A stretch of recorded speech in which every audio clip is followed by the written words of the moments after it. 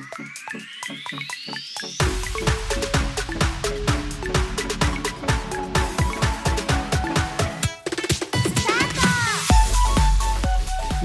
to Ichimon Japan. I'm Tony. And I'm Ryan. And today we're doing a mini episode, I guess you would say, because this is a follow-up to our previous episode about katakana words that people, quote unquote, hate. So I'll just go ahead and ask the question and then we'll just get right into it. But why is Argentina Aruzenchin in Japanese? So in that because it is. Okay, see you next time, guys. Well, it kind of is because it is, but like because I can't 100% confirm what I discovered. But in that conversation that we had in the previous episode, that just came up. I hadn't planned for our little tangent about Arzenchin to come up. It just was brought up. I don't remember who. Probably Ryan brought that up, and then that started us down a whole other conversation about clairvoyant Dutch people going to Japan and telling them about how and the island nation of Finland. In the island, oh god, that's like it's a reference to something we were talking about before. But anyway, Finland is not an island, guys. I kind of learned that today. So the point was that we couldn't figure out why Argentina, which in Spanish is pronounced Argentina, Argentina,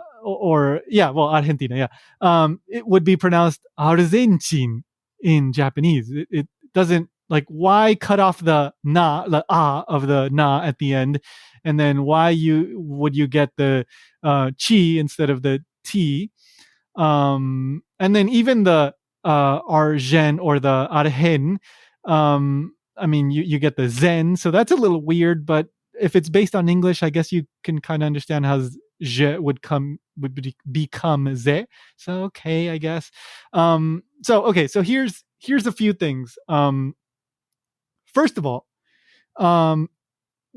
certain syllables like T or D didn't really exist in the language a long time ago. They're more recent, I guess you could say, imports. So, for example, there was a time when building in Japanese, you would pronounce that birujingu instead of birudingu. Like in some case, if you were to write it out, right? Or like CD, I've seen it written out like a shide, I think it is. Really? Instead of D, yeah.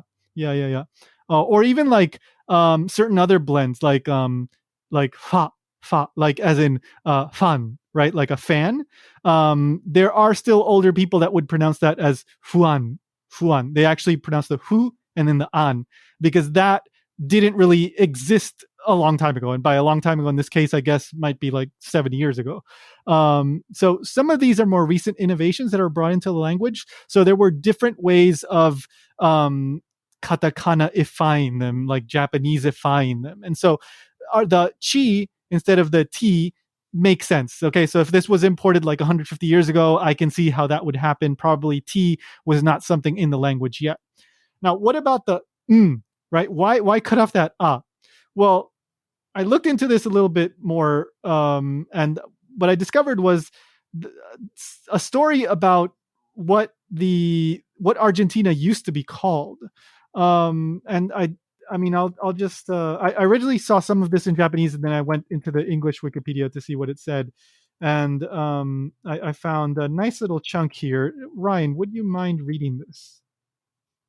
Sure. It says the 1826 Constitution included the first use of the name Argentine Republic in legal documents. The name Argentine Confederation was also commonly used and was formalized in the Argentine Constitution of 1853.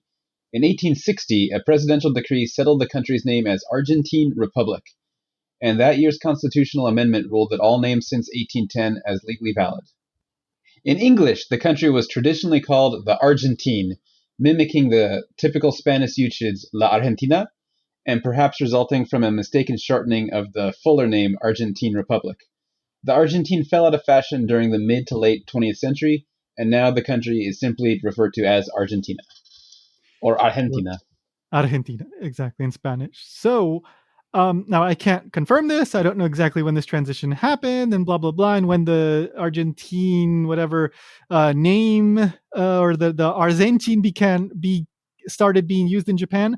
But it seems, from what I can decipher here, it seems that Arzenchin is based on the English Argentine, right? That originally came from the Argentine Republic, which was the then name for the country that we know now as Argentina.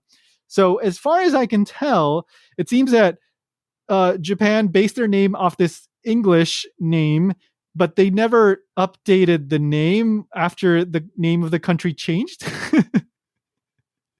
So they're still going by the name that was used in English up until the mid 20th century.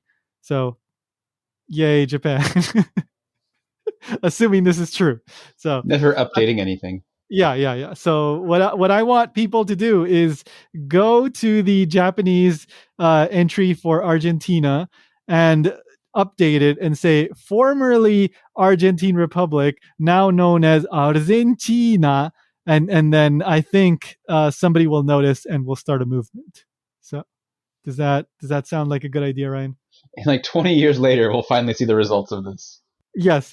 And then people will no longer have to wonder why the heck Argentina is Arzenchin in Japanese. It is one of the most wondered things about the Japanese language, definitely. Well, I'm sure it is by Argentinians. Probably. Yeah, it's like, why? Yeah. So that's really it. I normally I would tag this on to the end of an episode or something like that, but I discovered this after the episode already went out, so I'll just be releasing this as its own little thing. But anything else you want to add, Ryan? Nope. Okay. All right, so we will stop recording this one because we've got other stuff to record. We'll be back next episode with another full-length one. See you in 6 years. Yeah, see you in 6 years, guys. Bye.